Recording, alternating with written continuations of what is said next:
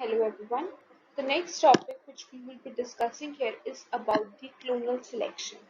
So, clonal selection, it is a scientific theory in the immunology. So, it is a scientific theory in the immunology that explains the functions of the cells of the immune system in response to specific antigens which is invading the body. So, this is about the clonal selection. So this theory has become the widely expected model for how the human immune system responds to infections, and how there are certain types of cells, that is the B cells and the T cells, that are selected for destruction of the specific antigens. Now, this is about the clonal selection model only and theory. So there are dendrite cells, there are Th cells, that is the T helper cells, and there are memory cells.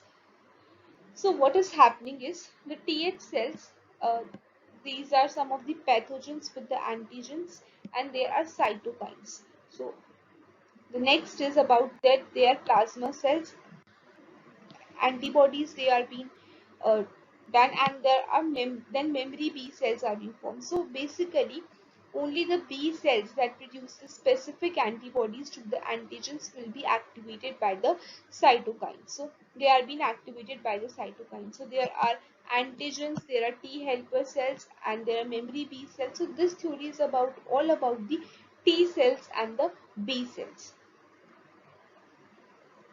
So this theory states that that in a pre-existing group of the lymphocytes, a specific antigen activates only its counter-specific cell, which then induces that particular cell to multiply, producing identical clones for the antibody production.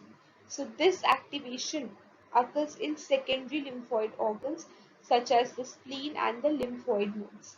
So in short, basically, the theory, it is an explanation of the mechanism for the generation of the diversity of antibody specificity. So what is the history of this? So this concept, it was being introduced by an Australian doctor in 1957 in an attempt to explain that there is a great diversity of antibodies which is being formed during the initiation of the immune response. So whenever an pathogen attacks, there will be always an antibody which uh, which is there, so in the body, which attacks that pathogen. So he says that there is a great diversity of antibodies which is being formed during the initiation of the immune response. The next is about the main feature of the clone. So what is the main feature of this clonal therapy? So the main feature of the clone is that all the members of the clone has identified genetic constitution. So clones, they have hybrid vigor, and it is conserved through asexual reproduction. So variation can occur in a clone by mutation and occasional sexual reproduction. So the next is about the procedure of the clonal selection. What is the standard procedure for this clonal selection? So first of all, there is a selection and multiplication of superior clones. So, there will be always a clones which are being formed. There are superior clones which are being isolated from three types of material. What are the three types of material? There is a local variety, there is an introduced variety, and there is an intercross population. So these are three types of material from which the superior clones, they are being isolated. Then the first year, second year, and third we will be discussing. So in case of the first year, the superior plants, they are selected from a mixed population of vegetatively propagated crops, and they are selected on what basis they are selected? They are selected on the basis of the yield, on the maturity, disease, and resistance. So in the first year, the plants are selected based on the yield, maturity, disease, and resistance. What is happening in the second year? So in the second year, the progeny of each plant is asexually propagated and grown separately for the seed multiplication and evaluation. So clones superior to check variety is selected and it is being evaluated. The next is their clones. They are evaluated for 3 to 4 years using standard variety as a check. So clones which are superior to check variety in yield, disease resistance and other qualities, they are being identified for release, and release of a new variety takes up to 9 to 10 years. So this is how the procedure is being taken, a standard procedure is being taken for the clonal therapy. Now, so before going towards the advantages, first we will discuss about the postulates of the clonal therapy.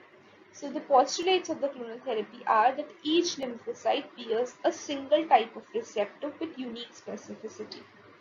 So so the receptor occupation is required for the cell activation. Then the differentiated effector cells that derive from an activated lymphocytes which bear receptors of identical specificity as the parent cell. And those lymphocytes which bear the receptor for cell molecules, they are destroyed at an early stage. Now this was about the postulates. Now what are the advantages of the clonal selection?